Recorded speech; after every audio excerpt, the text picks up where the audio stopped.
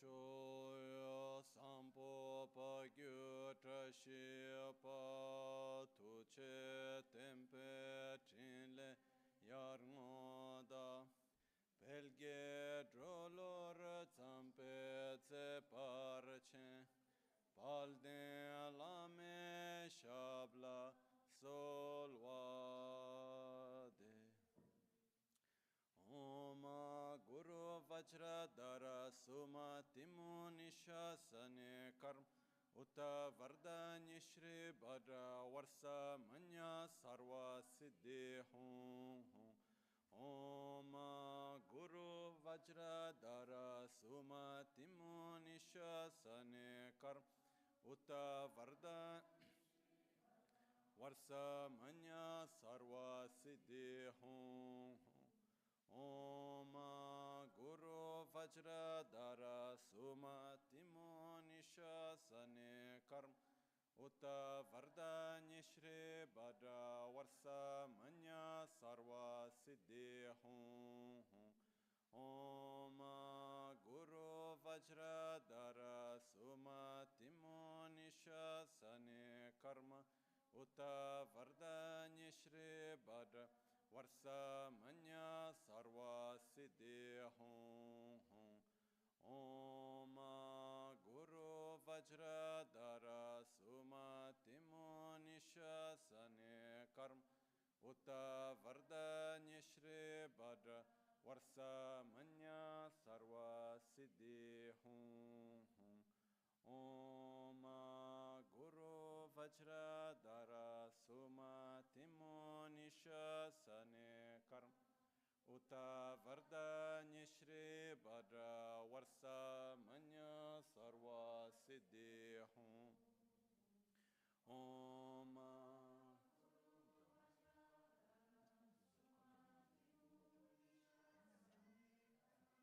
Uta Vardhani Shri Bhadra Varsa Manya Sarva Siddhi Hum Om Guru Vajradhara Suma Timo Nishasane Karma Uta Vardhani Shri Bhadra Varsa Manya Sarva Siddhi Hum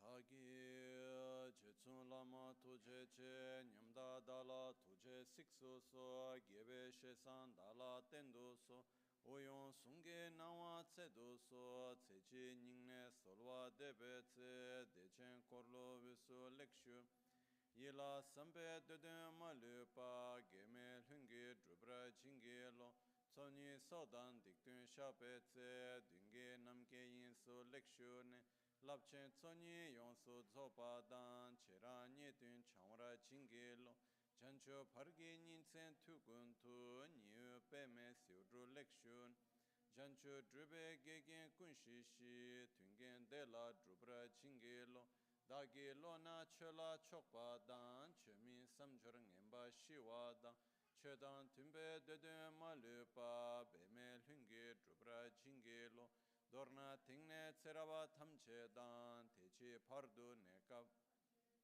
Rese Kyamne Lama Kele Me Tukche Chengi Dala Siksu So Gongyab Dreve Nyamda Dachala Chetson Lame Tuche Rab Gongne Kodan Sunge Nawa Dralme Tu Nyam Sunyongwe Kesan Toprasho Kewa Kundu Yanda Lama Dan Rame Chiki Pela Longchechi Sadan Lamge Yente Rabzon Dorje Change Kopa Nyur Tobe Sho Pakyuke Kodan Dagi Alu Pakyuke Sundan Dagi Nga Pakyuke Tudan Dagi Yi Ten Yerme Chiktu Chingi Alu Makyuke Kudan Dagi Alu Makyuke Sundan Dagi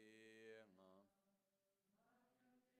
Tudan Dagi Yi Ten Yerme Chiktu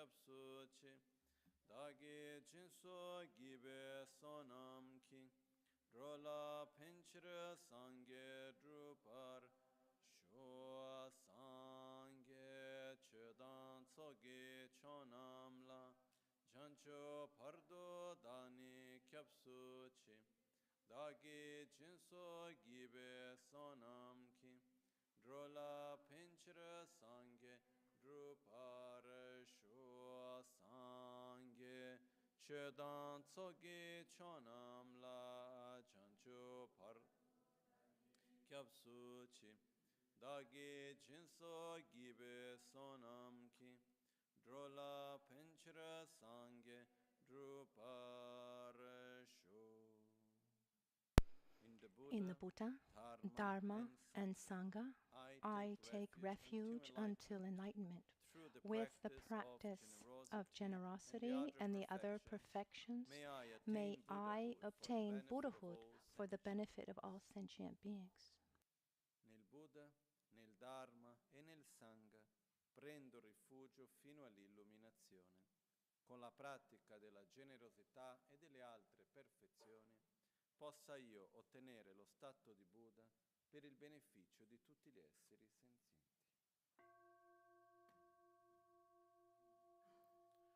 Hai che dan ludane jinke rubundanda mi ke namdam drowa kunge dhanama chi tsampa tamche ketu dagi che tento tamche ketu dagi che tento.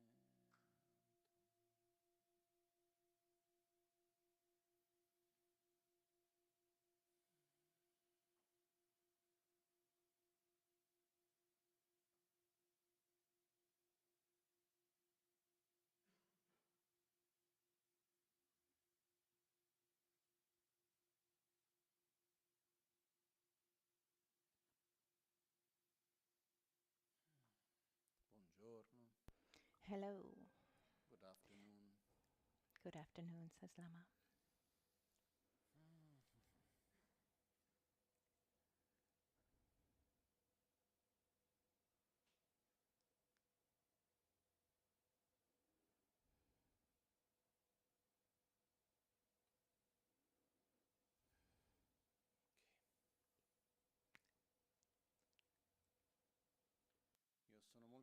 I'm very happy to be here today together, to begin this period that we have, this period of teachings, to be able to share the Dharma together. It's always the first day, mostly. I have always this inner dilemma about what language I should speak, but this time I decided to speak in Italian for various reasons. But let's say that that I'm very happy to be here today, that we have these days together to share the Dharma. And actually, in the beginning of all this, every time there are teachings like this time, I'm always in a personal dilemma into which language to speak. It's always a little bit, for me, not so easy to choose. But I put together all the different aspects, and this time I chose to do it in Italian. Okay, next time we do it in English. Okay, but this time we'll do it in Italian. Okay, anyhow, we have translation, so if there is any moment that you don't understand something that is not clear, even in the translation, raise your hand, I repeat again,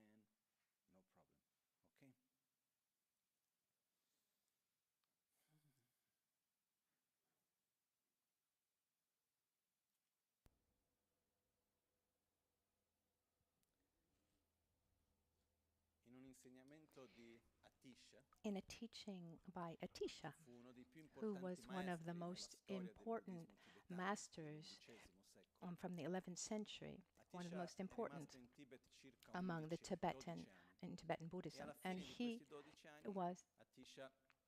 stayed in Tibet for 11 years, but actually before leaving Tibet, he left his body, But years before, when he was in Tibet, he needed to go back to India. And at that moment, they were saying, he was saying goodbye to his main disciples who had invited him. And at a certain point, his he who had made the request, who was king at the time, he asked Atisha to make one last teaching, and he gave advice. And within this advice, he said the precise words I don't remember, but the meaning is the following.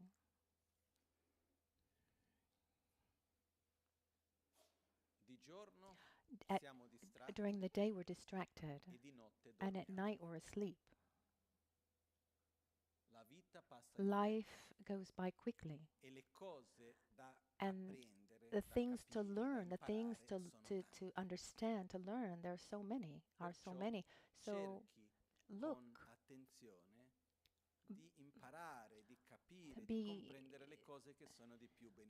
make sure that you're understanding, you're learning what is the most beneficial to you. In other words, life goes by so quickly. During the day, we're distracted. We're distracted mostly by two things.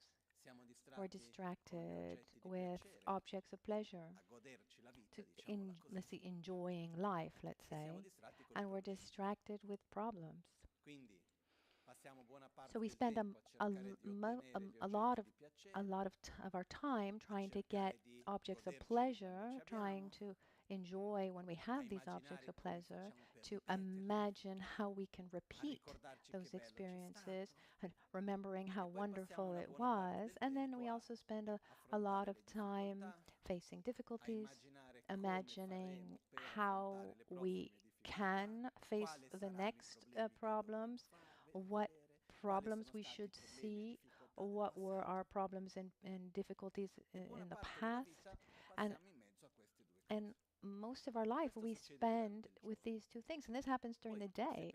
And then if we think that also a part of our day is dedicated to our own livelihood, because we dedicate an important amount of time, we're taking care of our material livelihood and making sure that survival, that livelihood is comfortable. So we worked for resources to pay for life. And then also maybe those who don't need to work, they need to spend time managing the things they have. I've seen often people say, oh, well, that person doesn't need to work. That person can do what they want. But it's not exactly like that. It's not exactly like that, because when you have a lot, you need to manage it all.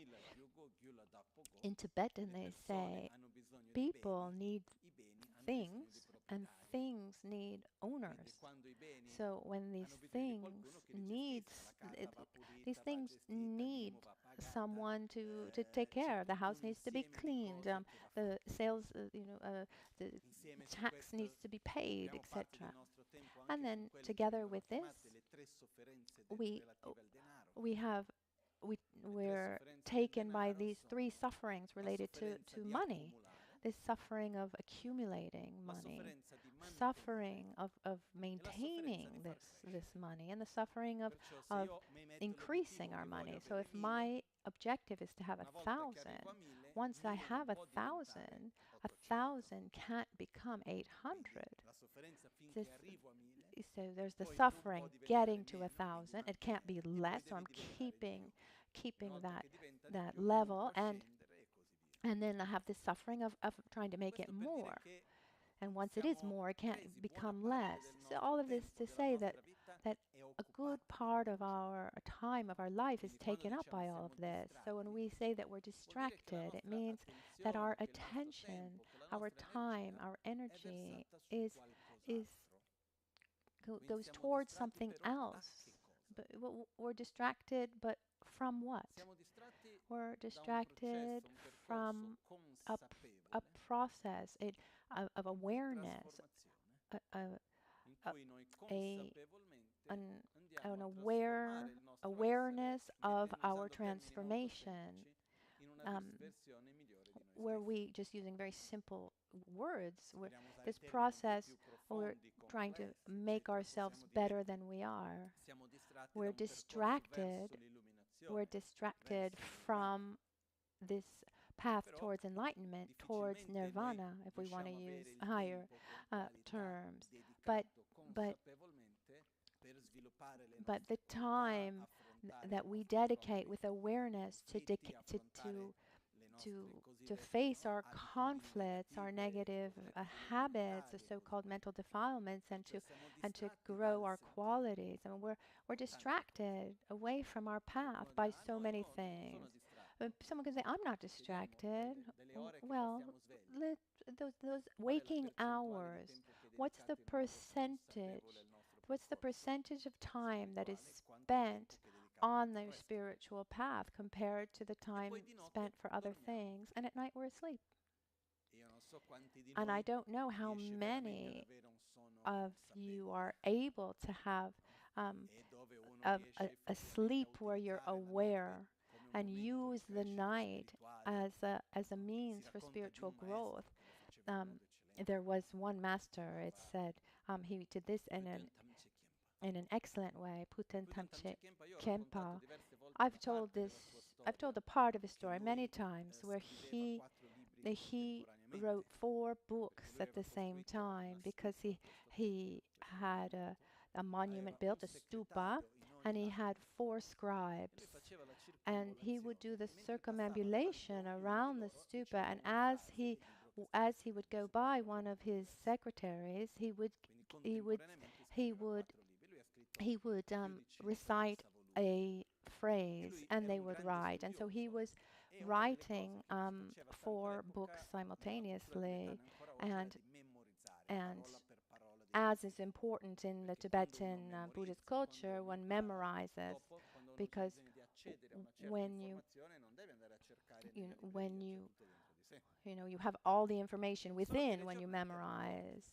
But the days were short for everything that he wanted to do. So it's said that he had a room, and others didn't have a key. It was a room completely empty, without even a piece of furniture. And he had 2 copies of every book. And every night, before going to bed, he would open up 50 pages, so 100 pages, because they're not bound. So front and back. And it said that in the morning he was able to have memorized all those pages. During his sleep, he had this waking sleep, and he was able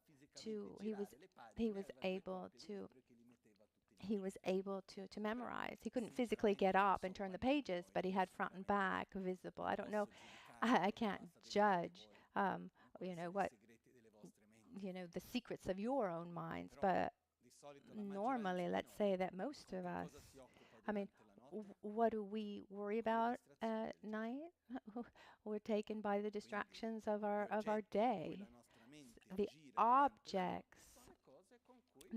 that our mind is taken by at night is what we had faced during the day. Objects of attraction, objects of aversion, our fears, etc. It said that during the night, our subconscious talks in dreams and forms, but at the end of the day, as Atisha said, during the day we're distracted, and at night we're sleeping, and life goes by quickly. Because, life really does go by quickly, even if we're able to have a very, very long life, and at the same time, a healthy life. In any case, just years goes by one after the other.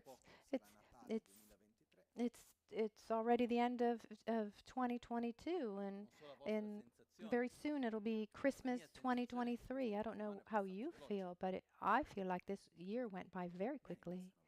The years are going by quickly, and not just that the years are going by quickly, but we, as time goes by, we transform according to what we do. And our habits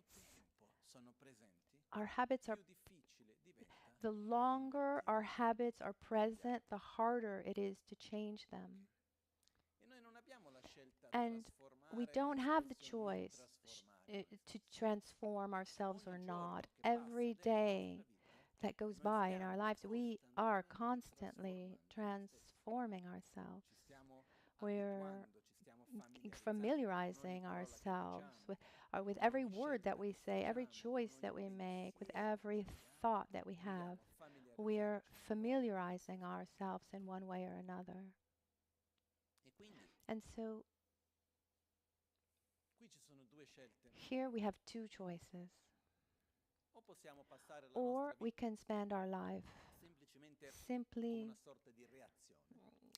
as a kind of reaction, where we react to that which happens. So something wonderful happens, so I attract attraction. How can I keep it? How can I relive it? We live something negative, we try to avoid it, we have aversion, fear, etc. And when we're tired, we try to distract our mind, and life goes on. So somehow we live our life reacting to what happens to us and around us. This is one way. Another way is where we choose with awareness the way we want to transform. So our actions in the present moment are no longer reactions to what happens, but an action taken with awareness, directed towards what we want to become. Is that clear, the difference?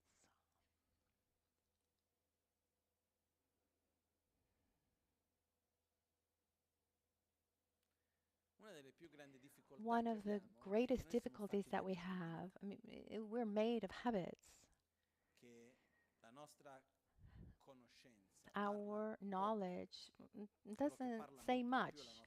Instead, our experience talks louder. The things that we've lived in our lifetime, they translate into our emotions, they translate into our habits, our daily habits, the way we speak, the way we eat, the way we act, the way we interact, and the way that we see and the way we see the world. These are habits that we have. And it's not so easy. They're not so easy to change. It's not like, okay, I've understood and now I'm going to change. No. I remember when I was a boy, I was maybe, I don't know, no older than 8, maybe much younger, maybe 6, 7, 8. I remember my father came home and he was very happy. And he said, I understood. I understood that my conflicts, my suffering comes from my ignorance, attraction, aversion. He had followed some teaching on the Four Noble Truths. At the time he read something, he was very, very happy. He said, now I've understood everything. My life is resolved. And I heard that, and after a few minutes, and there he was angry about something. So, understanding is good, but only to a certain point. We need, first of all, to begin with awareness. So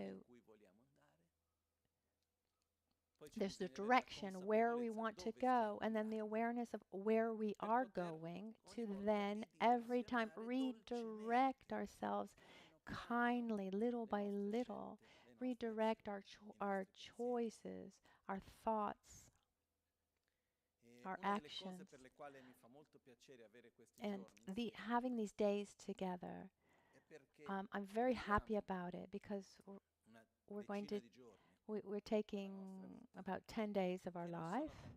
It's not very many, but it's not too little either. And we're dedicating these days, we try to dedicate these days we try to not be distracted. We try to invert the normal dynamics of things. Normally we spend a lot of our time, we dedicate our time to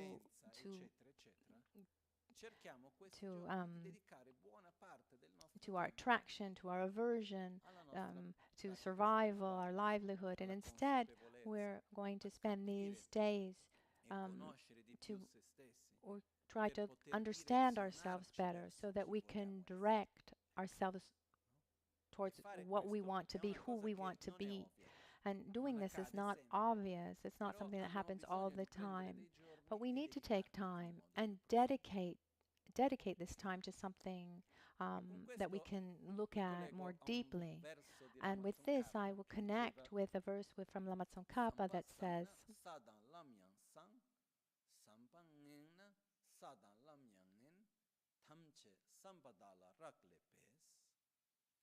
Lama Tsongkhapa says, when the mind is virtuous, positive, the stages and the paths are positive. When the mind and the thoughts are negative, the stages and the paths are negative. Everything depends on the mind. And if we stop for a moment to observe the world that we live in, let's start from the micro and go to the macro, or vice versa. The result is the same.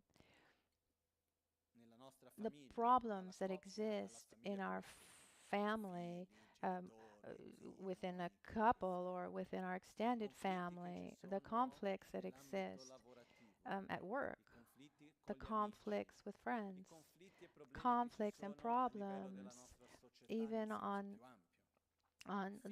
in our society, or even on an international level, wars, etc. Is there a problem that doesn't come from the mind of human beings? That doesn't exist. The war, for example, is it a lack of resources, or does it come from the mind of someone? And what about the beautiful things in this world?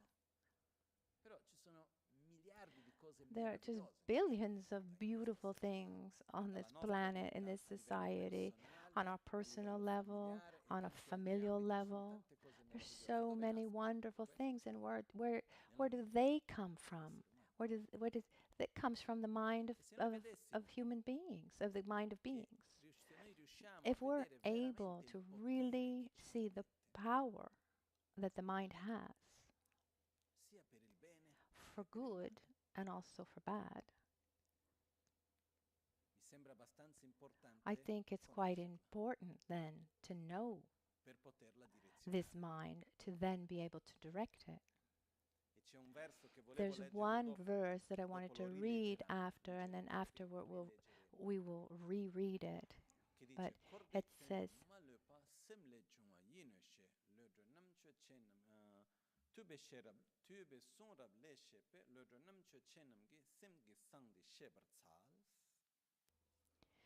and it says, you can find it on page 11 in this book of the Lorig. It says, the defects of samsara and the qualities of nirvana without exception, korde kyun malupa. So everything that exists positive and virtuous, and everything that exists negative, of suffering, like as a result, but also as a cause, korde kyun malupa, which is translated as the defects of samsara and the qualities of nirvana without exception, derive from the mind, as said in Buddhist teachings. Tube Sunrab Lecha Shepe, that those who have intelligence and discernment must give importance to knowing the secrets of the mind. So, the defects of samsara and the qualities of nirvana, without exception, derive from the mind, as said in Buddha's teachings. Those who have intelligence and discernment must give importance to knowing the secrets of the mind. The secrets of the mind in Tibetan is a little bit different, but it's the secrets of the mind taught by Buddha Shakyamuni himself. But in other words, if we're able really to see the power of the mind of human beings, we're talking about human beings because we are human beings, but we look at the power that our mind has for doing good or for doing evil. For example, for balance, for example, you need 3 points for it to be balanced. For example, if you think about an object that is balanced, it's easy to understand. On each side, let's say we have our body, and on the other side we have the environment, and in the middle, the center, we have the mind. Obviously, when the environment is unhealthy, that brings suffering. And we lose balance, equilibrium. When the body is sick, there too we lose balance. But what happens when the environment is healthy? The body is healthy, but the mind is sick. Is there balance? It's as if the balance just cannot be found, and it's always falling. Or for example, an unhealthy mind in a healthy body or a healthy environment is like living hell, even though you have a healthy body. Instead, when the mind is healthy, there's so much flexibility. So a healthy mind, even if the environment is unhealthy and the body is unhealthy, a healthy mind is like living in heaven, even though you're in hell. So if we were just to look around objectively, we can say everything's okay.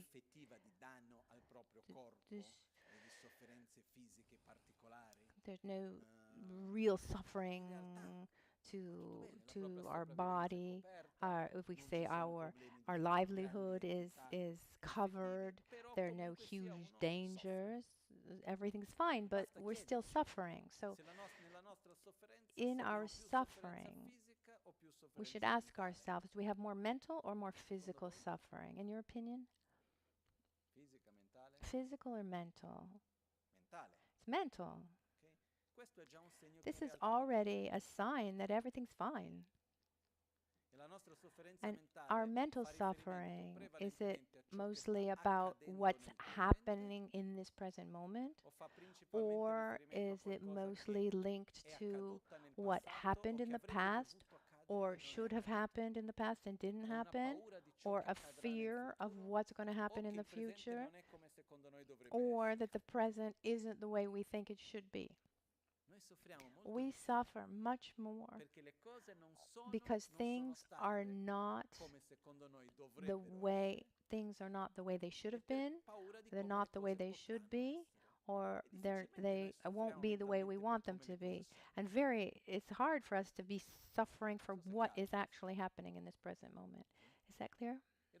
And from this we can see that our suffering comes mostly, our mental suffering comes from our mind or from the context around us. It comes from our mind. That's where you can find it. And the more we go ahead and see, the more power our mind, the more we see the power that our mind has. There's a passage from a sutra that says, A sutra Buddha says the various worlds come from karma. Karma means interaction, which comes from the mind, from the consciousness. So the more we go ahead, the more power, the more we see how much power the mind has. It's an amazing tool for anything. To be able to create things, to create problems, to find solutions, to feel good or to feel bad. The mind is the most powerful tool that we have, but we need to learn to know it and to use it. So here, Yongzing Yeshe Gyältsän says, everything that exists positively or negatively, it comes from our mind. And at this point, it becomes important for us then to know the secrets of the mind, understand what happens, how it works. On one side, it's a mystery, but there's a lot that we can understand, because when we have an understanding, a better understanding of ourselves, we're able to observe ourselves better, able to observe what happens, and the more awareness that we have of these processes, the more able we are to direct ourselves.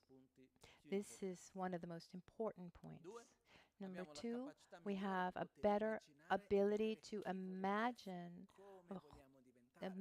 who we want to be, who we want to become. We can understand our potential and understand how to develop it. Because one of the things we'll see further along is that, and for me is something that is just more and more clear, is that the strongest force that we have, if not the most important, is among the most important, is our desire. No one does what they don't want to do. It's a little bit like once talking to someone, I asked someone, do you like meditating? And this person said, oh, I love meditating. I said, okay, so you meditate, what technique do you use? And this person said, I do self-healing. I said, wonderful. He said, and when I do self-healing in the morning, I feel good all day long. And I said, oh, wonderful. You must do it really well. So you do it every day. Oh, no, I haven't done it for 3 months. Why? And the only reason that I've found that convinces me a little bit is that at the end of the day, we don't do what we don't want. And one of the mental factors that we'll see and study is laziness. And there's a definition in this book about laziness, but there's another definition that I like. Let's say it's a point that I've studied a lot. I've understood that laziness is the union of two things. It's the sum of understanding the importance of something, summed with the lack of desire for that thing. I know that I should drink water, but I don't have any desire to do so. And so I'm lazy. Because if I think that I don't need to drink water and I don't want to drink water, that's not laziness. It's when I know that something's good for me, but in reality, I have no desire to do it. Because when we want something, I mean, how much energy do we need to put into that thing? I think we all, at a certain point of our lives, if not now, we've fallen in love. We've fallen in love with someone, something, fallen in love with ourselves. I mean, there's everything. Everything's possible. But I think we've all experienced passion. And when there's passion for something, how do we measure the effort that we have to put into it? Is it a lot? Is it a little? Nothing? It's nothing. Normally, when there's a lot of passion for something, we put all the energy that we have and all the energy that we don't even have to go towards that object of passion.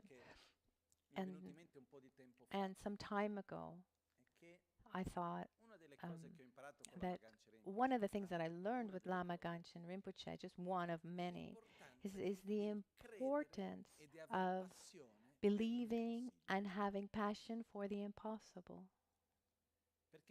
Because when we believe in something that apparently is marvelous but impossible, often then that impossible becomes possible.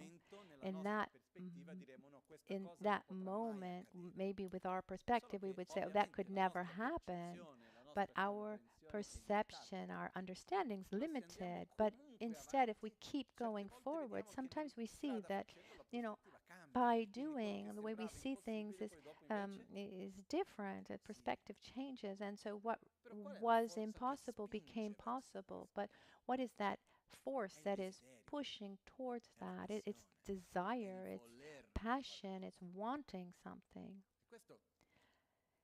And this is an enormously important. But when we see that there's something we want and we're not able, and the next days we'll talk about this when we talk about laziness, we talk about this exactly. But when we see that there's something we want, but we're not able to get to it, what would be the antidote to laziness? Theoretically, effort. And the first time I was told this, I said, okay, thanks. Okay, I understand that I need to put effort, but how can I develop effort? And it was in this book, as a reference, this book that we have. It's the translation of a book that I had read, and tomorrow I'll bring it. And it said that effort comes from aspiration. Aspiration comes from faith. And translating, that means I will put effort into something that I desire, and I desire what I know. I could never desire something that I don't know, that I don't believe in. Faith means believing in the existence and the characteristics and the qualities and the potential of something. And if we translated it, it's a little bit like what happens in advertising. Let's say that we're a company and we make something and we want to sell our product. I want to sell these pills. These are long life pills. Let's say that I want to make these long life pills and sell them. They're made of they're made according to they're made according to Tibetan culture. There are 3 sweets and 3 whites. There's sugar, honey, molasses. There's yogurt, butter, and milk, as it's always been done since the antiquity. And there's a whole ceremony that's done to regenerate health in the body, the balance, one's equilibrium. So I talk about this. Okay, so these pills are necessary to rebalance our bodies. I mean, I can spend hours talking about the qualities of these pills. And the more I talk about the pills, the more I'm creating mental images of these long life pills. And according to these images that are created, one says, I want them or not. But without knowing what they are, I could never want them. So in advertising, what do? We talk about a product. you show that product, you talk about the qualities of that product, the benefits of that product, the potential of that product. Have you ever seen a car advertisement that talks about the technical qualities of that car? No, normally shows that if you have this car, you will be beautiful, you'll be strong, you'll be desired, you'll be respected. It talks about characteristics that you will be able to have by having that car. We know it's an illusion, but we like believing in illusions, don't we? So do you want to have this? Do you want to be like this? Then you should buy this car. And we generate desire. But I don't know. I think that many of you, it's happened to many of you that you've bought a car. The first time I bought a car, I was here in Italy. I had a car that was given to me. It was like a 14-year-old Peugeot that was falling apart. I kept for a couple of years. And then I had a car that was given to me by our dear friend, by Gloria Pozzi, who worked for Corriere della Sera. And she had given it to Lama Michel Rinpoche, and then I took it for a few years. And then I didn't have a car, and I needed to buy a car. Put some money aside. I had a budget. So with that budget, I had that amount of money, and I went to look at the models that I could afford. I didn't look for cars that went beyond my budget because I knew that I couldn't buy them. So I didn't have desire for cars. Let's say my range was quite low. So I could have desired many other cars, but an Aston Martin wasn't among my desires, not because it wasn't a good car, a beautiful car, but because I didn't have the resources for the car. I didn't believe in my ability to buy that car. So my desire stayed in this range of the money that I had. So I did research and I went to buy a car that I could afford. So this shows another very important aspect. We will never put energy into obtaining something that we don't believe is possible for us to get, no matter how beautiful that thing is. Once going to Holland, for example, there was a Rolls-Royce ad at the airport, and it said, if you ask the price, it's not the right car for you. So automatically, it just goes off my wish list.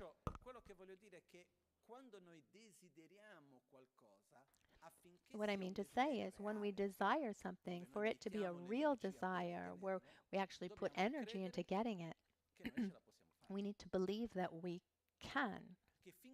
Because as long as it's an idealized desire, an illusory, idealized world, oh, it would be wonderful, but I don't think it would be possible. I'll never put energy towards it in that direction.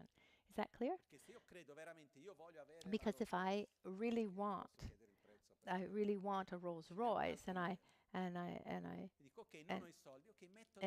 ask the price, that's okay. I don't have money now, but I'm going to spend my life putting money aside, saving up money to buy my Rolls Royce. But if I don't think I'll ever be able to afford a Rolls Royce, why would I even try? So, to desire something, we need to know it, and we need to imagine ourselves with that thing. And here we get to a fundamental point.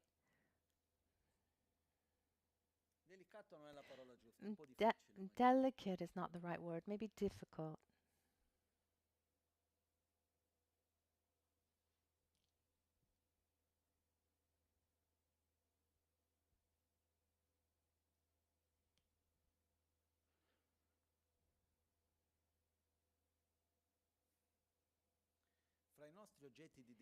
among our objects of desire, the most fundamental object that we have at the basis is our happiness in a state that's free of suffering. And to get that, what do we need? Se noi andiamo un pochettino più a fondo, vedremo che quello che è fondamentale per noi è avere un corpo sano e una mente sana. We'll see that it's fundamental for us to have a healthy body and a healthy mind. The problem is understanding what is a healthy body. This is a little easier, but what is a healthy mind? So if we were to describe, if we were to say, I want to have a healthy mind, describe what is a healthy mind? Are we able to describe what a healthy mind is? It's not so obvious.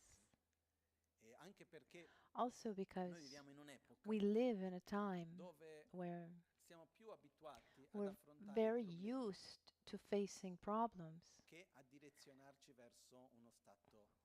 We're more used to facing problems than directing ourselves towards a state of equilibrium and balance.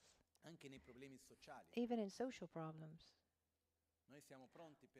We're ready to say that this isn't going well in the government, that system's not working, that government's not working. But if we were to ask ourselves, well, so what's the ideal system? What is an ideal government? Do we have a ready-to-go idealized idea? No, not really. When we talk about health, we're ready. Are we?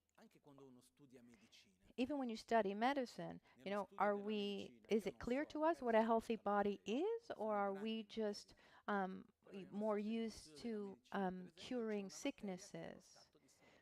There is something called a healthy body. I mean, what is a healthy body? There's a healthy body, and then there are sicknesses. But medicine, what is it? Is it about healing sicknesses or keeping someone or taking someone to a state of good health? Same thing for mental health. Our tendency is to see what the mental sicknesses are and how to face them, cure them, and not look at what a healthy mind is and how to develop a healthy mind or keep a healthy mind. And Buddhism brings us this photograph of what a healthy mind, a healthy body is, and takes us to the point where we can imagine ourselves in that state. This is fundamental. Because once I believe that I can live in a state of healthy, in a state of mental health, I will put energy into that.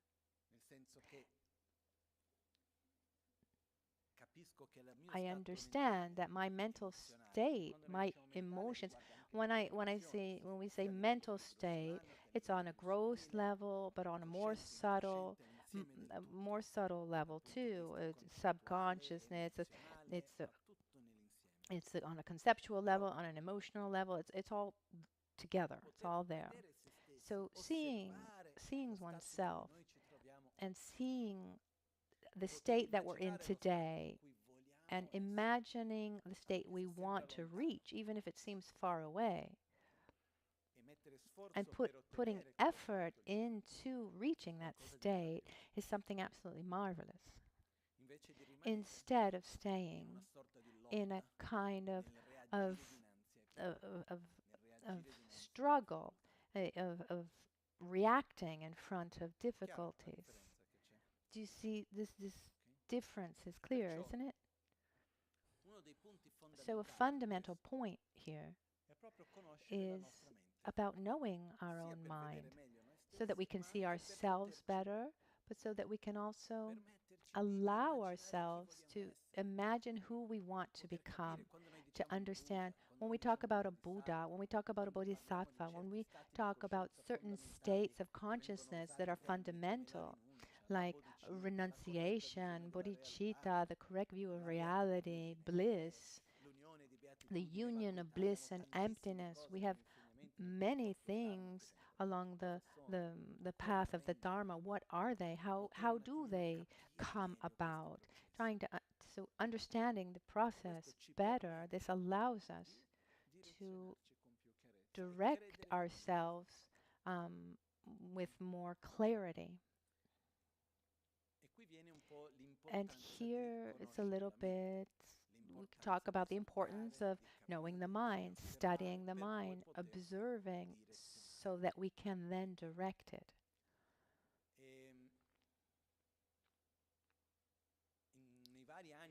In the years that I studied in India and in Tibet, one of the subjects that I liked really one of the ones I like the most, and I can talk really about a before and an after, and it's these teachings on Lorig. Rik is the knowledge and Lo is the mind, is the knowing the mind. And within the Lorig, there's a specific part called the primary mind and the mental factors. And that's what we're going to see in these days together. And when I saw this, it was one of my favorite teachings. It really opened up my mind, showed me things in a different way. And the first day that I went to my master, Geshe Thupten Rinchen, when you study in a traditional way, at the monastery of Sera, for example, it's done before the formal debate. That's like the basis, and then you can study more or more. And I was particularly interested in the 51 mental factors, and I asked him for these teachings. So this wasn't just to say it wasn't part of the formal curriculum for me at the time. And I asked him, Geshe Thupten Rinchen, I was about 13, 14, 15 years old, and I asked him, Genla, can you teach me the 51 mental factors? And he looked at me and he said, have you already memorized them? I said, I don't even know what they are. How can I memorize them?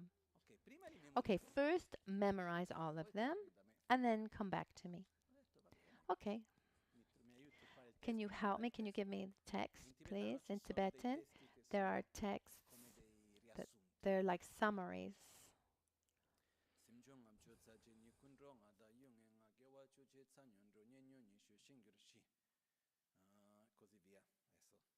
And so forth. I remember the first part, and then I need a little bit of some time to access the rest of it. So I memorized them, and I went back to him a few days later, and I said, "Here, okay, I've memorized them." And then he had to teach me, and he was forced. I say forced jokingly because he was very busy.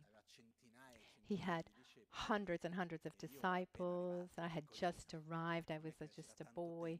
He didn't have that much time, but he always gave me extra time. He gave me private teachings. And that time, I had the opportunity to take the teachings of the 51 mental factors from him. So I don't mean that tomorrow morning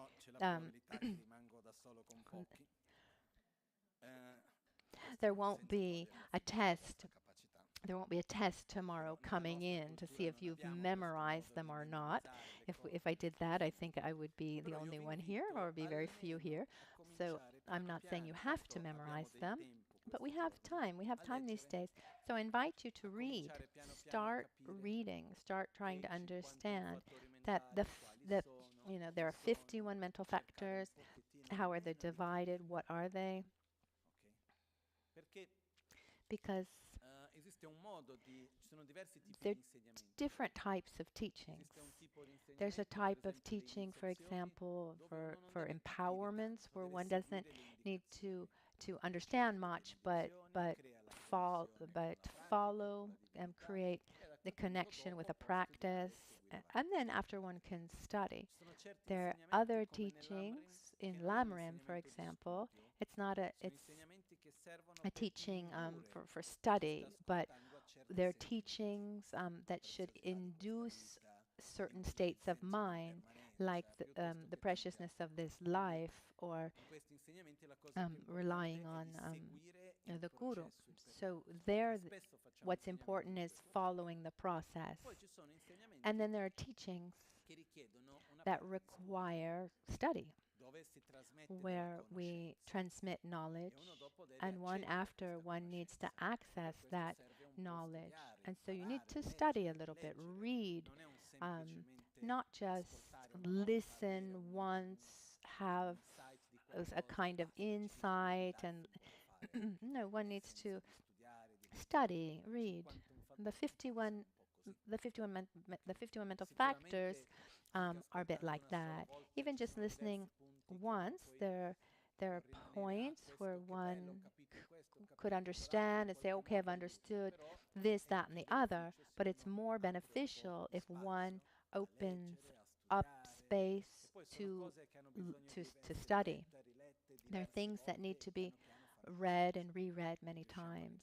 And then we'll be able to recognize them in many, many ways, many things.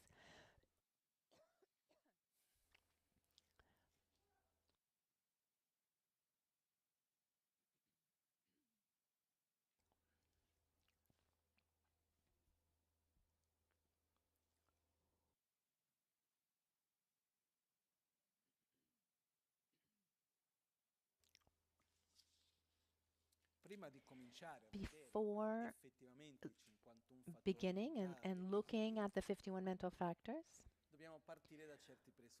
we need to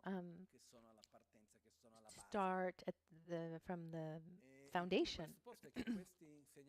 So these teachings that we are going to see are they're Buddhist teachings, and they're part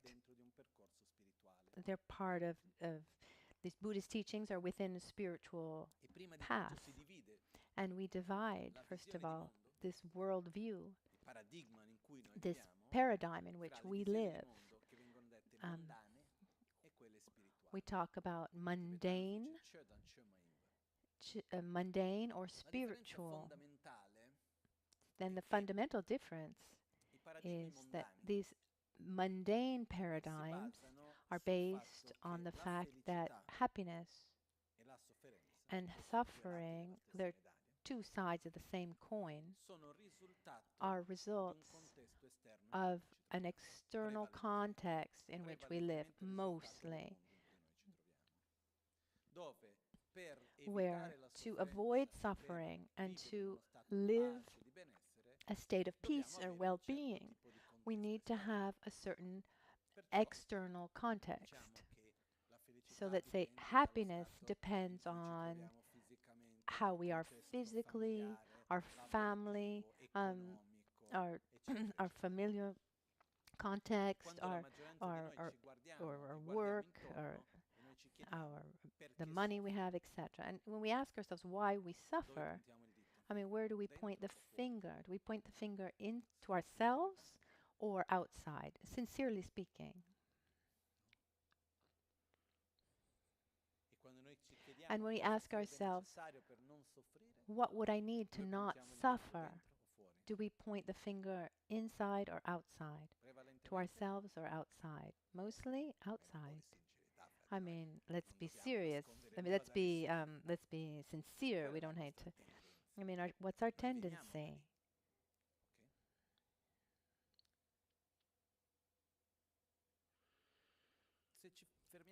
If we just stop for a minute to reflect, this tendency we have, if we were to somehow open it, analyze it a little bit more, get more details, we see in this first paradigm, happiness is projected, and as a consequence, suffering is projected onto three things mostly. These three things are: we believe that we'll be happy by getting what we want and avoiding what we don't want and holding on to what we like. And among the things that we want, what is it that we want? We have attachment to material things. We have attachment to the pleasures of the body, to our image. But more than anything else, we have attachment to an idealized reality as to how we think people and things should be. And we imagine when this will be like this and that will be like that, then I will be fine. At the same time, we believe that I suffer. Why? Because I can't have what I want. Because there are situations that I don't like, that I want to avoid, because this person acts like this and that person does this, because this was like this and now it's like this, and that person was like this and now it's like this. And then we believe that we suffer because we have to be separated from the things that we love. People die, situations change, the body transforms, we get old, etc.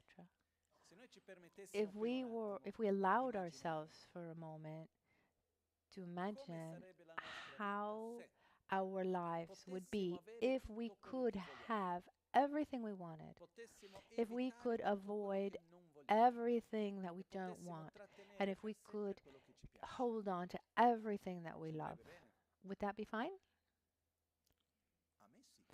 It would be good for me. If it were ever possible. I know it's not possible. I don't think it's possible. If it were possible, it would be wonderful, wouldn't it?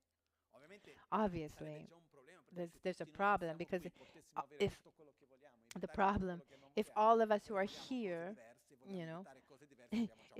if all of us here could have everything they wanted and avoid everything they don't want and hold on to what they want, if everybody could have what they wanted, but everyone wants different things, then we already have a problem. I mean, just thinking about the temperature of the gompa, if someone wants it cooler and someone wants it warmer, then we already have a problem. But the point I want to get to is simply to help us see ourselves better. And so we ask ourselves, do I believe in this paradigm of the material utopia? Do I live in this paradigm where I will be happy by getting everything I want, avoiding everything I don't want, and holding on to what I like, or not? And the question it's a question we should ask ourselves. Luckily, the answer is not always black or white. There's a little gray in between. Some things, yes, other things, less. So what's the other alternative? What's the alternative? It's where we project our happiness and our suffering. They are not results of the world that's around us, about having or not having what we have, or avoiding or not avoiding what we don't want, or holding on to or not holding on to what we like. But instead, our happiness and our suffering, they are results of our own inner dynamics and the interactions that we live.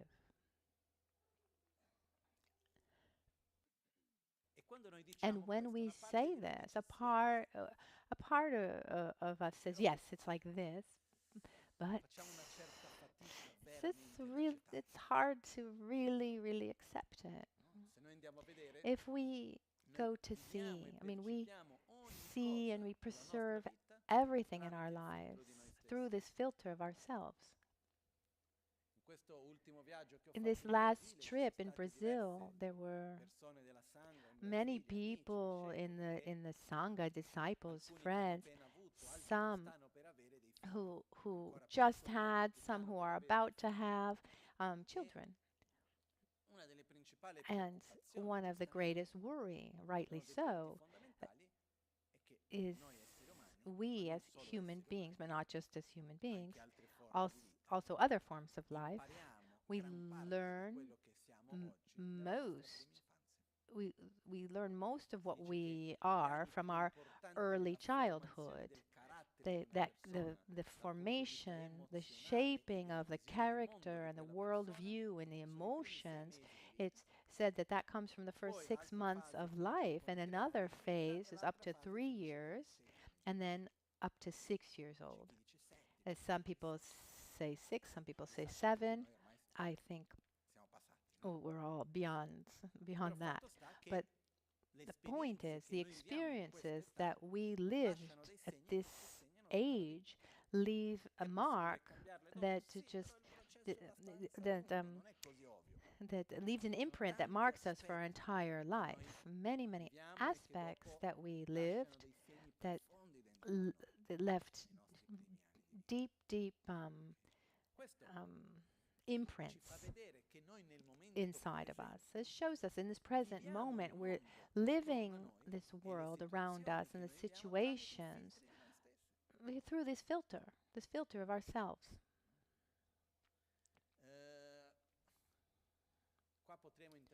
And we could go into many aspects, that touch on psychology and, how I see myself, for example, has an enormous,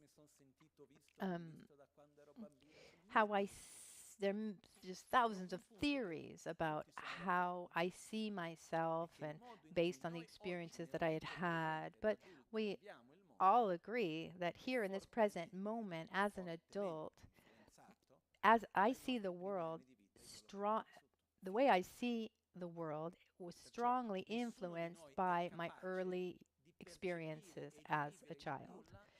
So we're not able to live any experience independently of ourselves, and that self comes from all the experiences that we've lived in our life. So we can't live anything independently of this filter of ourselves. An example that I've given many times, but it's really quite a simple example. I mean, imagine other things that are much more powerful, more stronger inside. But once, many years ago, I was at the Kumpen in Milan. I was giving teachings. I remember, I think it was summertime because it was hot and I was really thirsty, and I took the water that was in the glass in front of me and I drank the water, and it was amazingly salty. I didn't say anything. I didn't make a grimace. I mean, the Gompa was full of people. I didn't want people to be upset. At the end of the teachings, there were a couple of people, and I called the person who had prepared everything. I said, "Do you know where this water comes from?" It's salty. Why would it be salty? I mean, it came from that bottle of mineral water. Oh, and I said, try. It was really salty, and we understood. At the time, there was Linda at the Kumpen, and she had psoriasis, and she would take the water from the seaside, and so she had these bottles of water, seawater, and the person didn't know that was her water, and just poured it for me. No problem. But what's the point of the story? Is that the week after that I was there, someone came to me and said, we checked, the water's normal, no problem. I said, okay, thank you. And when I picked up the glass, I knew that the water wasn't sea water, but there was a part of me inside that was a little worried. I didn't drink it all like in a gulp. I sipped it gently.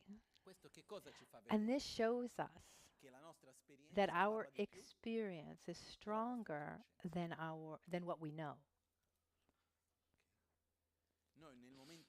in this present moment, we're living this present experience through the past experiences that we've already had. And there was another aspect I started to see. A couple months ago, I had an experience observing our people around me. They showed me things in a different way. This is my own theory, my own personal theory. Might be right, might be wrong. But in my theory, I think that our body, in its nature, its way of being, pushes us towards balance.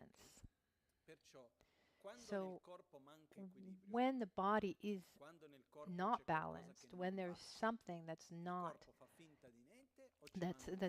well, does it just pretend that everything's fine, or does it show us, does it send us a signal?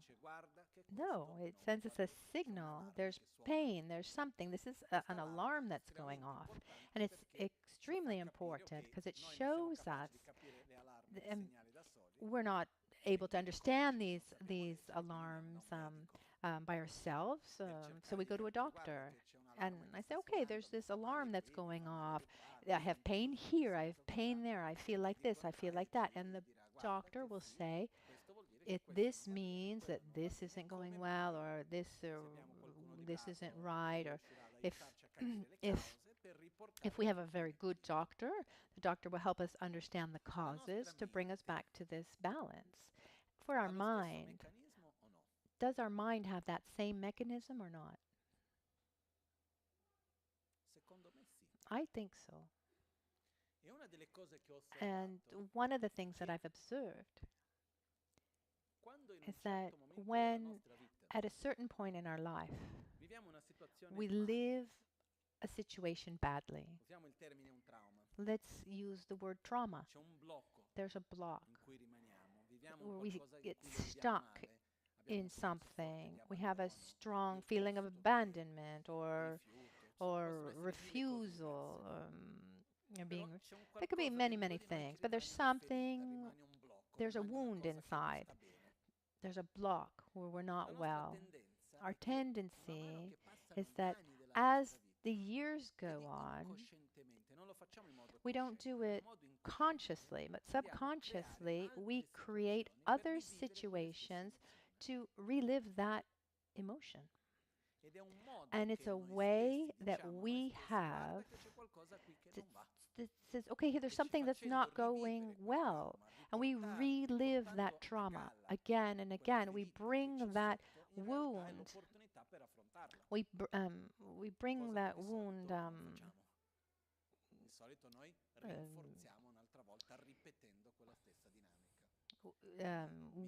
That wound comes up so that we can try again to resolve it. But mostly, instead, we just reinforce that trauma, that wound. But every time it comes up to the surface, it's somehow, it's our system that is showing the flag saying something's not going well, bringing to the surface that wound, that trauma is actually, it's by bringing it back up to the surface, it's possible to access it, to face it, to heal it. And here we see it once again. As long as we have certain wounds inside ourselves, we will live our world through those wounds. If at a certain point in our life we break an arm or we break a leg, we have a broken bone, after this fracture, if this fracture doesn't heal well and it's cold and damp one day, it's going to hurt. I've never had that kind of fracture, so I don't really know, but I've been told that it's like this. I mean, is it painful because it's cold, or is it painful because there's a fracture that didn't heal well?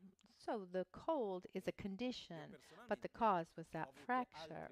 Personally, I've had other problems with the cold connected to my kidneys because I didn't take care of them well at a certain point. It's much better now, but at a certain, there was a time when I would feel cold, I would have pain, and the cold was the condition, but the cause were the things that I had done in the past that then resulted in the pain I had in my kidneys. So we think that we're seeing the world, and that's also true, but it's also false. Remember that poem?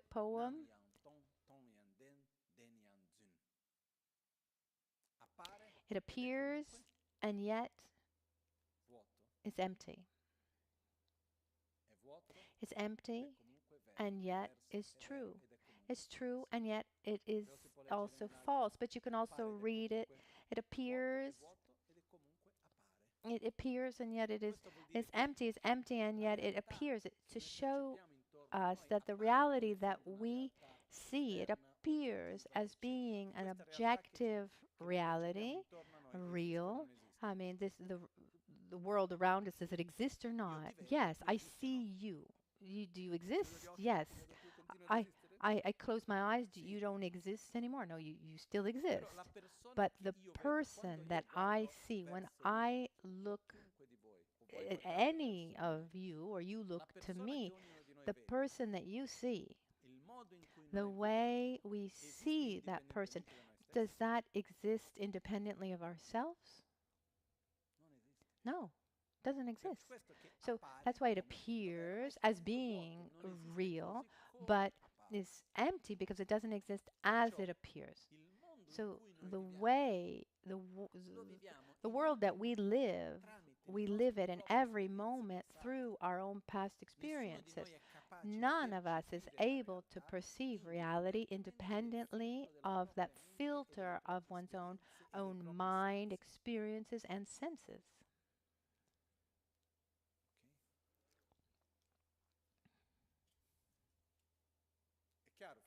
Is it clear up to this point? Are you following? Yes, yes, no, yes. So, at this point, we get to that second paradigm. That second paradigm is where one is aware that happiness and suffering are not the result of the world around us, but the way we live that world. It's an inner state of being and not an external state that brings us to that inner state of being. And someone might say, but isn't there a third paradigm where there's a little bit of both? I don't think so. When we look for that third paradigm, it's because we don't trust that second one.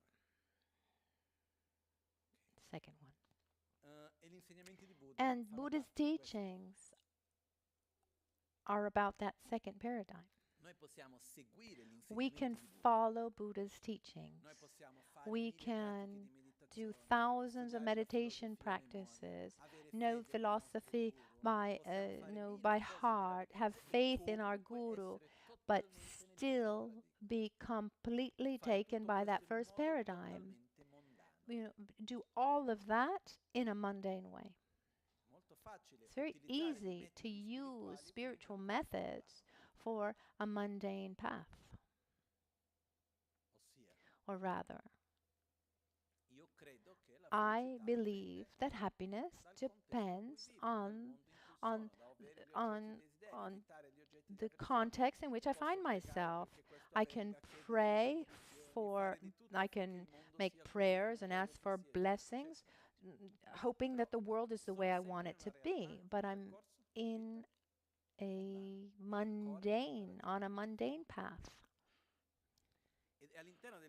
And within this mundane paradigm, we can divide people into two. Those who think that this is all possible in this lifetime, and those who believe in a continuity after life, but believe that will be possible in the next life. So if I avoid certain things and I do other things, at my death I can be reborn in a pure land or in a heaven. But if we look at the descriptions normally of heavens, practically it's a place where one has everything that he wants, doesn't have anything that he doesn't want, and the beautiful things exist forever. Right? In every culture, heaven, heaven, paradise is described differently because every culture we have different ideas. If we were to re-describe heaven in modern terms, asking many young people, old people, they would put, fast internet connection in heaven. I would prefer a heaven without internet at all, but that's another topic. The reality is that it's projecting until after what we would like to have in this life.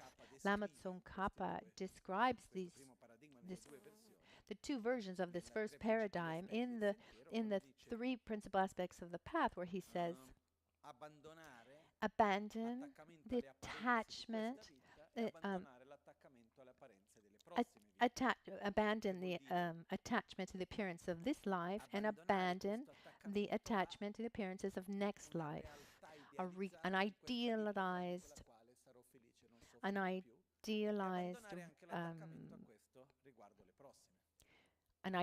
image linked to this life or to the next, because it's an illusion. If it were possible, wonderful, but I personally don't believe that it is possible.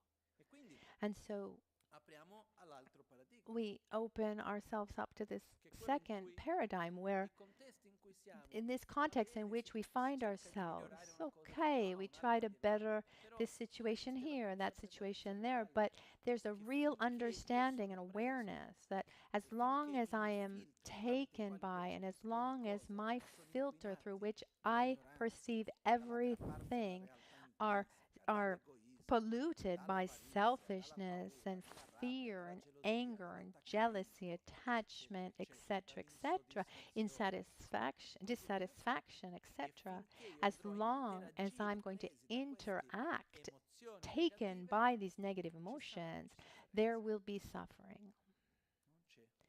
There's no way out as long as I'm in that context. And at that point, the vision arises, where we ask ourselves, is it possible to diminish our mental defilements? The mental defilements are, in Tibetan, nyomon. Nyomon, we call it mental defilements. These are inner states that when they are present, they take the mind away from a state of peace.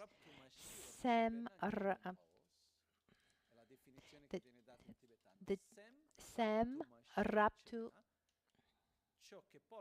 that which brings the mind to a strong state of non-peace.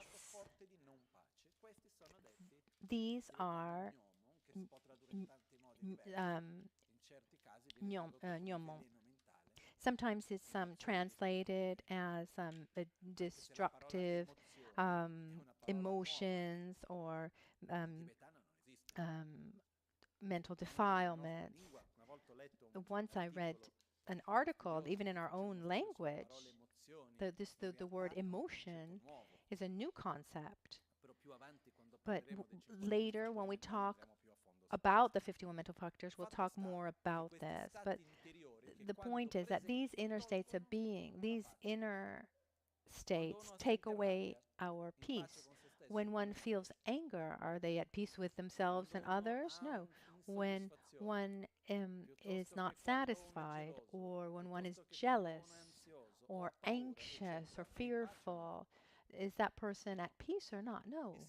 And if one is at peace and feels one of these emotions, does that peace stay? No, it disappears.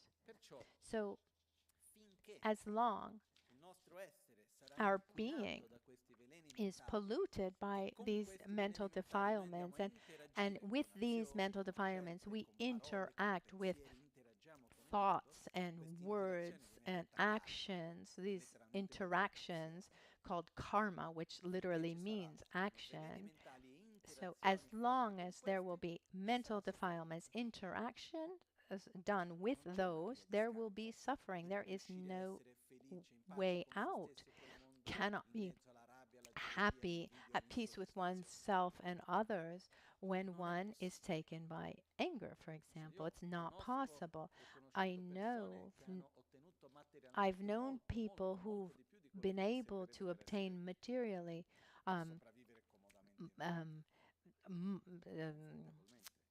people who have made so much money for this and many future lives, or if we just look at ourselves, are we comfortable? Do we have more than we actually need? But having more than we need, does that make us happier? No. The only real possible path to diminish these so-called mental defilements is by increasing the so-called qualities or inner states that when they are present, they increase the state of well-being and peace, love, harmony, wisdom. For example, generosity, these are some states that when they are present, he who feels or has that state of being is more in harmony with himself and with others. A clear example is satisfaction.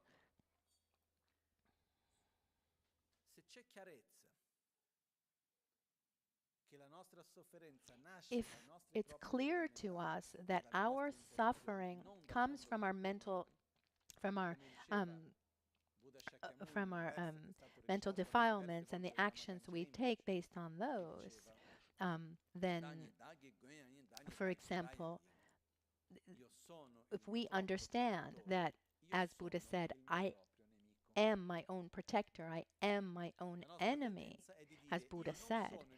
Our tendency instead is I am not my own protector, I am not my own enemy, my enemies are the situations around me, the people around me, and that the protectors are the people around me, the situations around me, things I look for around me, and so as long as if I can make it like this, I'll be happy, and as long as it's like this that I don't like, I'm unhappy. I'm just going through all of this because it's fundamental. It's fundamental to understanding the primary mind and the primary mind and the 51 mental factors should be seen within this, where we have total awareness that we need to better our qualities, face our mental defilements, and change ourselves from inside out with a deep, deep sense of self-responsibility. That's why along this path, one of the first things that we should do, even if it seems quite strong, but things need to be said, one of the first things that we need to do is to stop victimizing ourselves. Do we victimize ourselves? Yes, we do. Stop, not from one day to the next, but to have this awareness, gradually do it every time that we see that we're victimizing ourselves. Oh yeah, I did this. Oh, I did this, but did you see what happened to me? Oh, I'm not well, but because of this, that, and the other. But getting to a balance where we're not victimizing ourselves, but we're not blaming ourselves either. And here, there's an aspect that's very important to me. Try to just put it in just to simplify it and put in just a few words.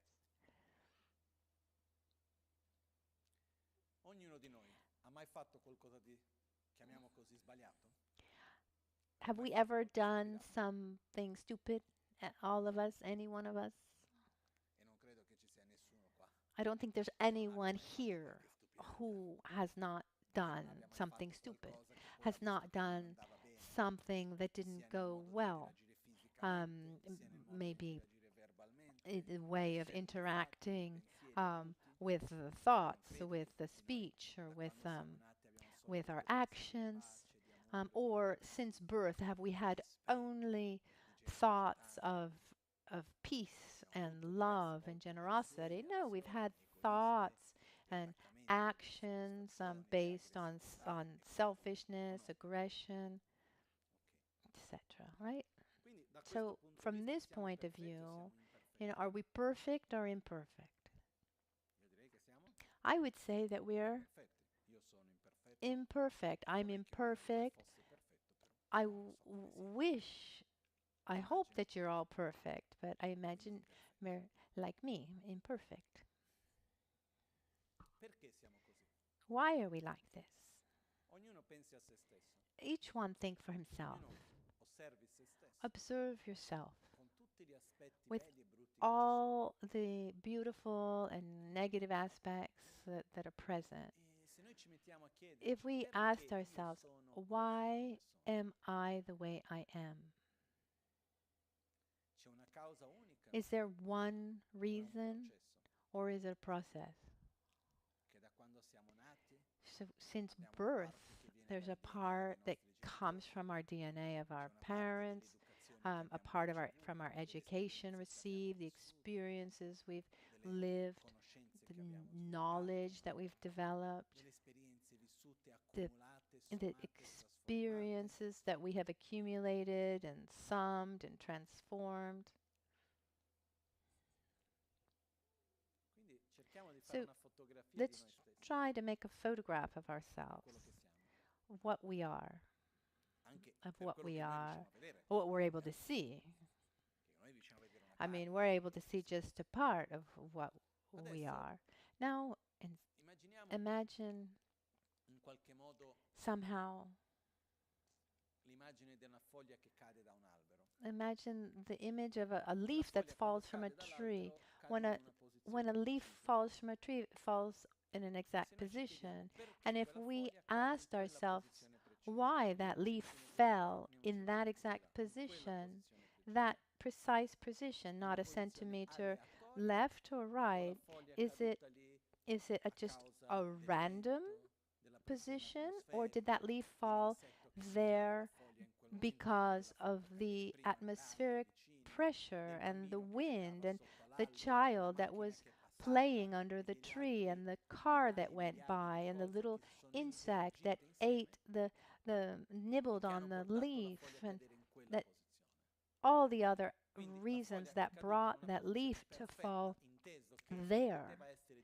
So it couldn't be anywhere else based on all of those causes. So, or did it just fall randomly? No, it fell in a perfect position. Does that mean that the leaf fell in a position that is good for everyone? No. For example, when the leaves fall in the rain gutters, I don't like it. I mean, when it fills up the rain gutters of the temple, I don't think that these leaves have fallen in a perfect position. We're looking now for some technical ways to fix that. But getting back to us, are we random or are we perfect? Perfect, not that we don't have aspects that don't. Perfect doesn't mean that we don't have aspects that generate suffering, but perfect in the sense that based on causes and conditions, we couldn't be different. We're perfect.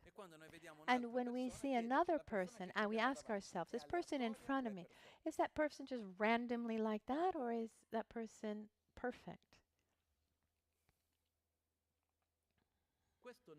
This doesn't mean that our actions and our choices don't have consequences that we then need to face.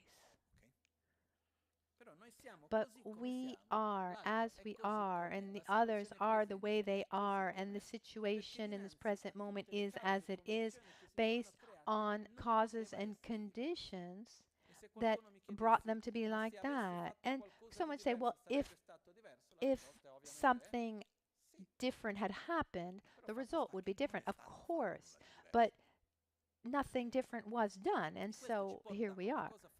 So this brings us something fundamental, which is accepting the present, not putting ourselves in opposition to the present, but at the same time we direct ourselves to the future that we want. So it's true that I am perfect in the sense that I couldn't be different from what I am, but I don't want to stay like this. So who do I want to become? At this point, I do what's necessary to be how I want to be. I mean, there's a situation in front of me. It's useless to oppose the situation that is existing. I need instead to direct myself to face that situation, direct myself to how I want it to be. If I see that there are wounds, there are scars, and it's not up to me to point at them and say, oh, it shouldn't be like this. No, instead, what can I do to heal these wounds? What can I do to avoid future wounds? So this union of stopping to victimize ourselves, because in this perfection that's imperfect, we are responsible because we've made our choices, and there's no one to blame. Simply, it's an enormous complexity. And when people come to me and say, Lama, why is this like this? Why did this happen? From the simplest things to the most complex things. And when people ask me this question, my sincere answer is, I don't know.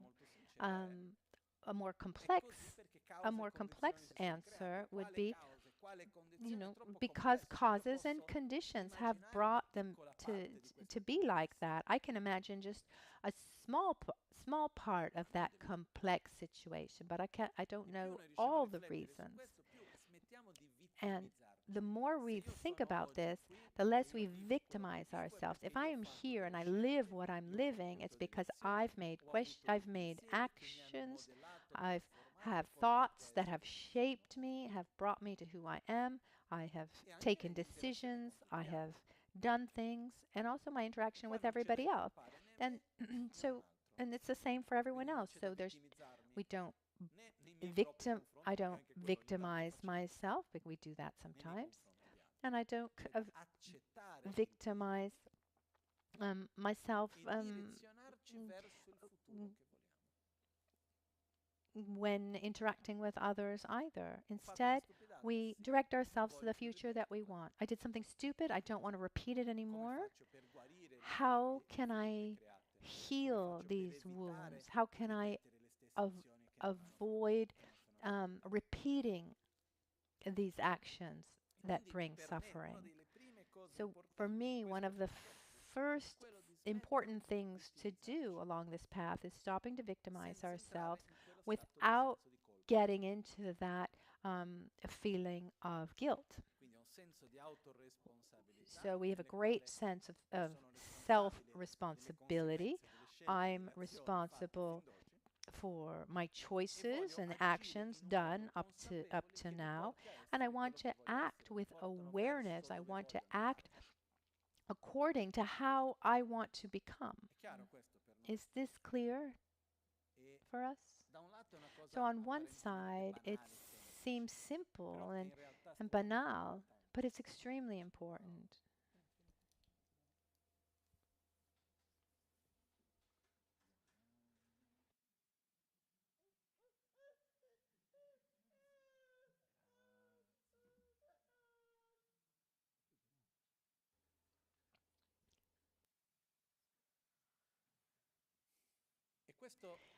And this can be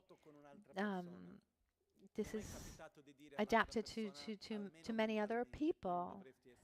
Maybe with a relationship with another person. Has it ever happened to you that even just mentally you think you shouldn't be like this? I mean, sometimes people even verbalize it, but how often have we thought, why do you act like this? You shouldn't be like this.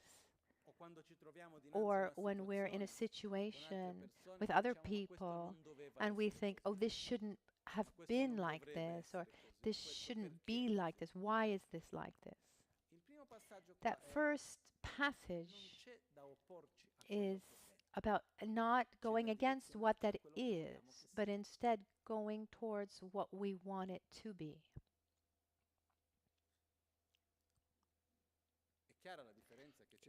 Is this difference clear between the two? When we oppose what is, we're simply going into a constant state of conflict and victimization. This shouldn't be like this. The world is angry, is bad to me, and we're blocked. Instead, we say it's like this based on the causes and conditions that were created. I don't know what they were. I accept it. I welcome. I'm kind with the present, but I direct myself to the future that I want. You're not the way I want you to be. How can I interact with you to try, through my own interaction, to help you transform in a way that would be better for you, in a positive way for you? I don't have the power to change anyone, and none of us do.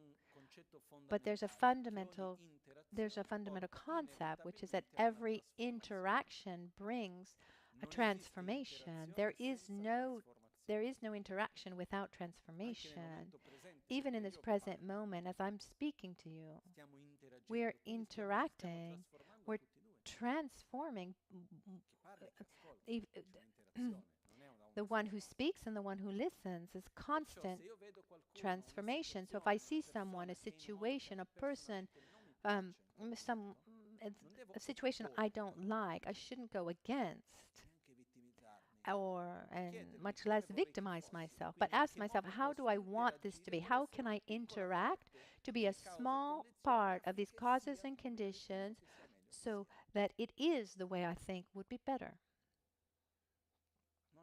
It's not easy, but it's not that hard either.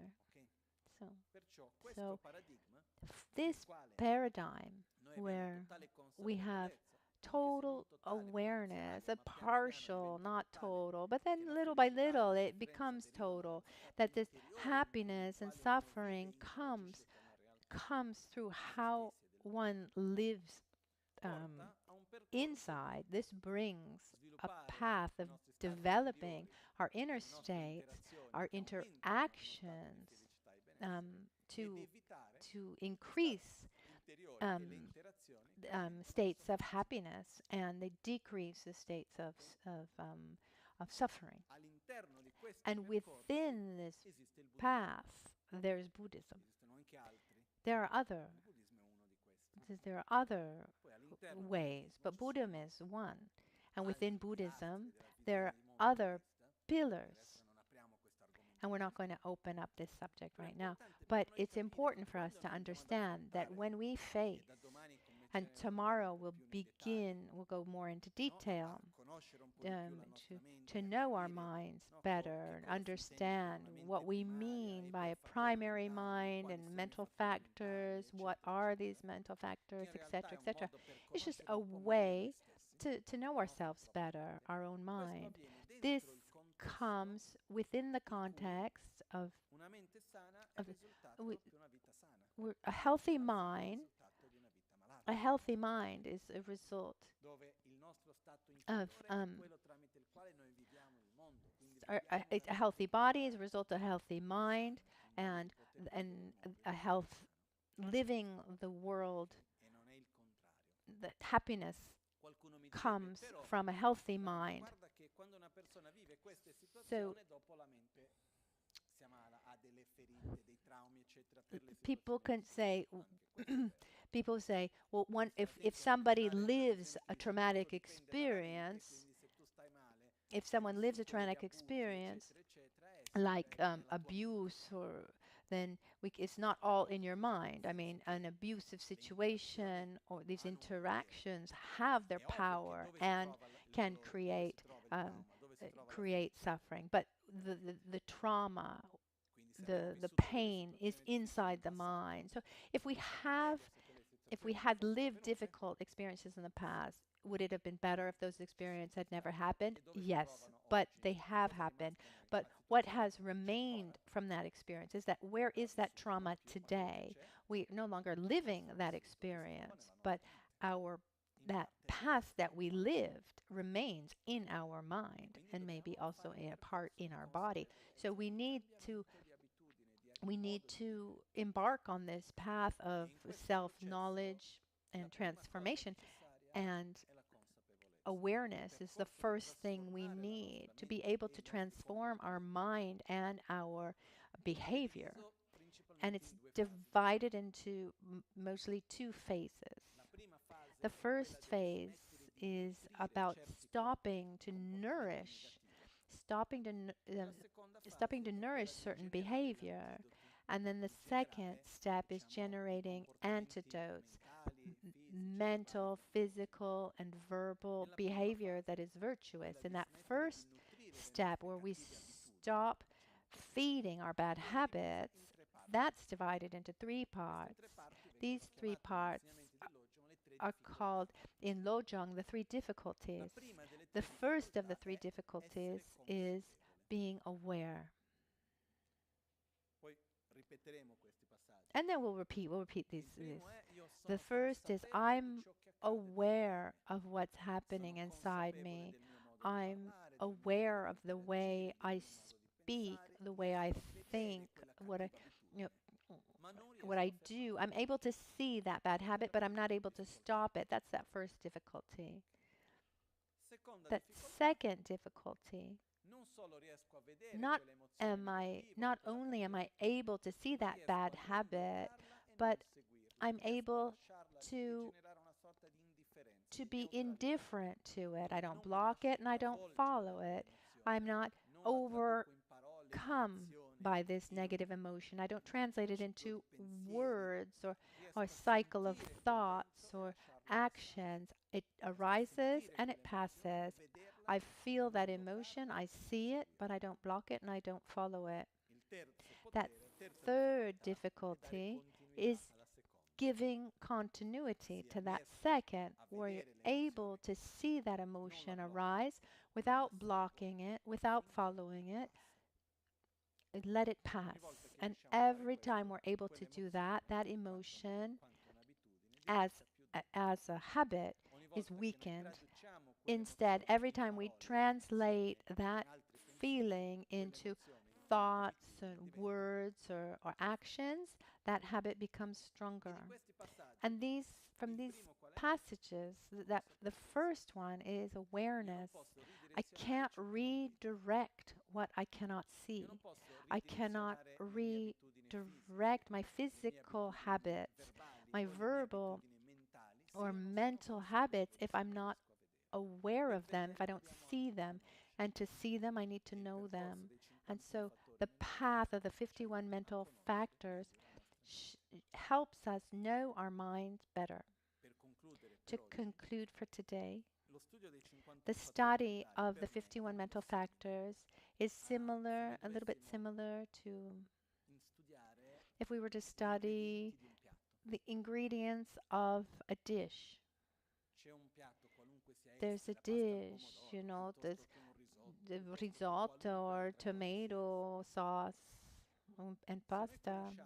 If we know the ingredients within the dish, we're able to taste the dish and say, there's too much of this or there's not enough of that. I need a little bit more salt to make up for the lack of salt, or maybe there's too much of this, I need to add this, so I can try to fix the dish. But if I don't know what the I don't know what the dish is, I don't know the ingredients of the dish, and I don't like it, then I just throw it all away. So every thought is formed with many, many aspects, like ingredients that are called 51, these mental factors. And the study of the mental factors show us the ingredients of our thoughts, our emotions, and understanding them, then we can increase some, diminish others. So instead of seeing everything all as one block, generalized, just repeating that verse that we said before, Korte Kunye.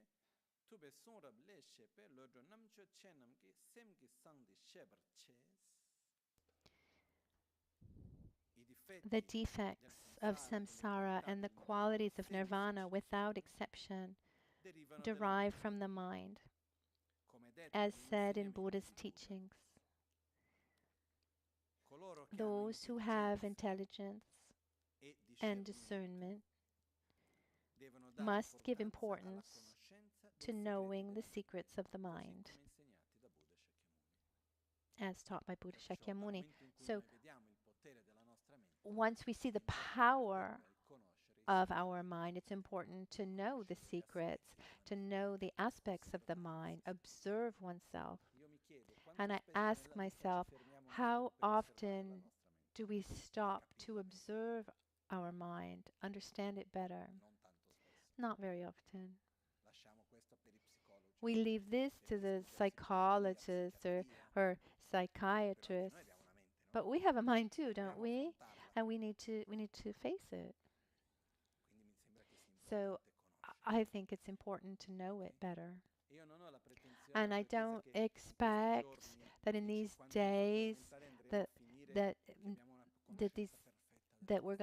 we'll have a perfect understanding of these 51 mental factors, but we'll have clearer idea of the different aspects of our mind, and that's already a lot.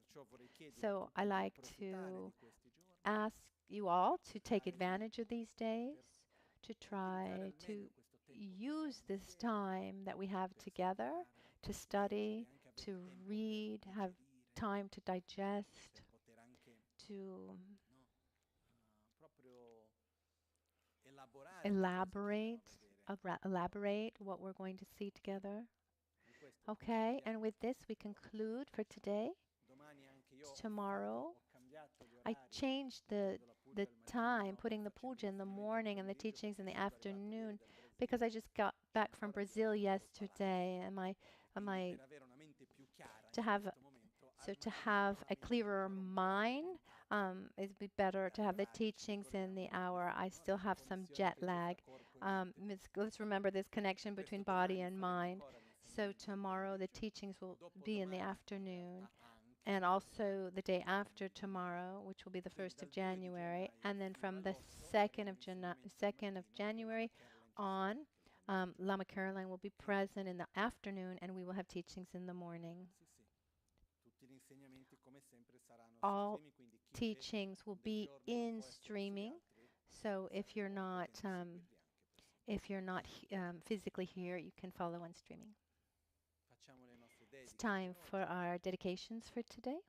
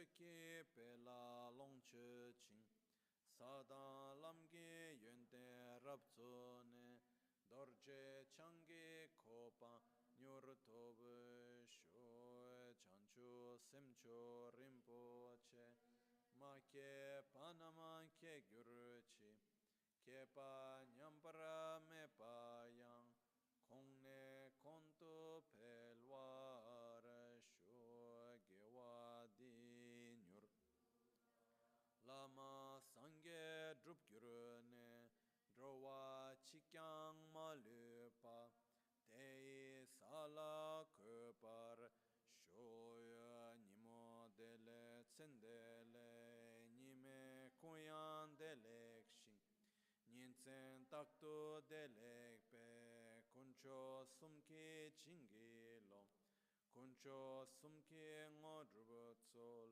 Kuncho Sumki Trashi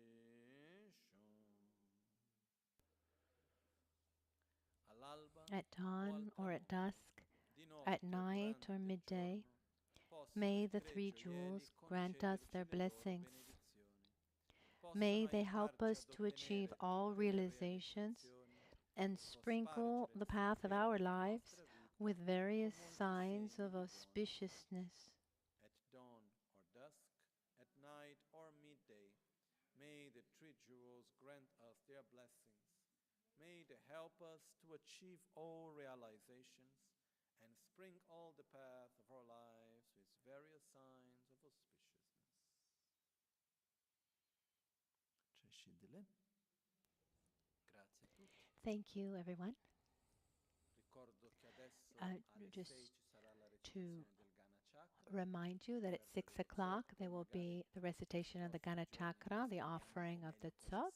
Maybe in these days we explain also what it is and why we do it, and take advantage also of these days. There are 6 monks who have come from Sharganden, and I've asked them, I think it's 7:30 to 9 o'clock. They will do actually their meditations with